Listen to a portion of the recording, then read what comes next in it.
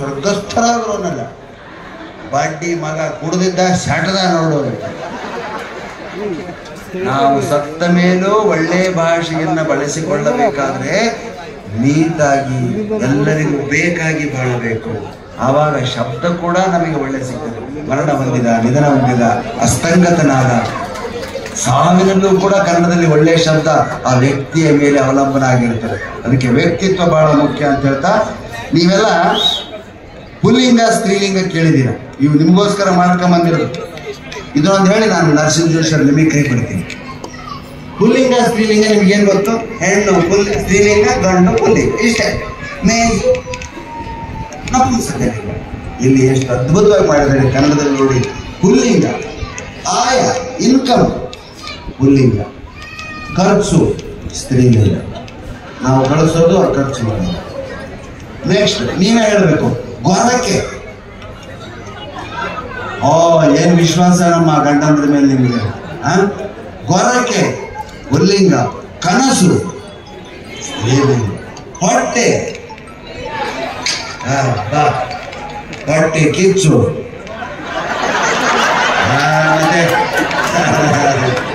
ಹೊಟ್ಟೆ ಪುಲ್ಲಿಂಗ, ಹೊಟ್ಟೆ ಕಿಚ್ಚು ಸ್ತ್ರೀಲಿಂಗ.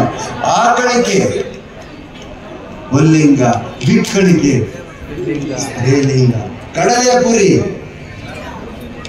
ಪಾನಿಪುರಿ, ಪಾನಿಪುರಿ ಡಬ್ಬ ಮುಂದೆ ಇವರೇ ಬರೀ. ಇವರು ಹಿಂದಿ ಭಾಷೆ ಮಾತಾಡೋದು ಅಲ್ವಂದೆ. ಏನು ಅವ್ರ ಜರ ಪಾನಿ ಡಾಲ್ ಭಯ,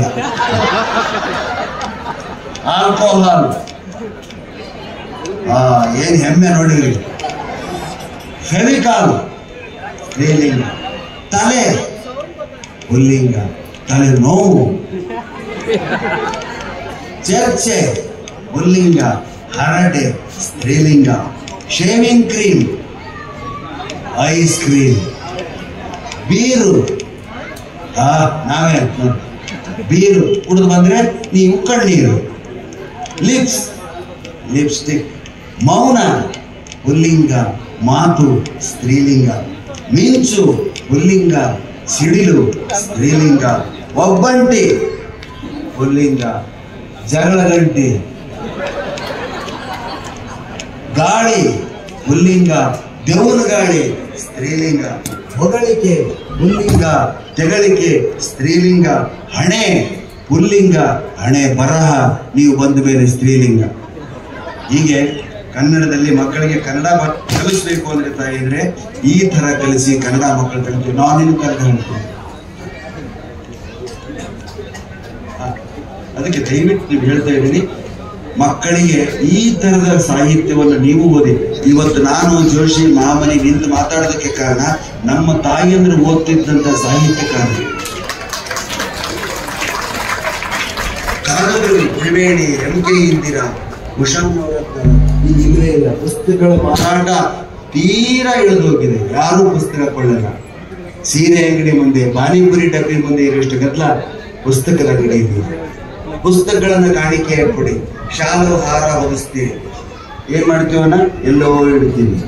ನನ್ನ ಮನೆಯಲ್ಲಿ ಶಾಲ್ ಇಡೀ ಊರಿಗೆ ಪೆಂಡಾಲ್ ಹಾಕ್ಬೋದು. 4,000 ಕಾರ್ಯಕ್ರಮ ಆಗಿದೆ.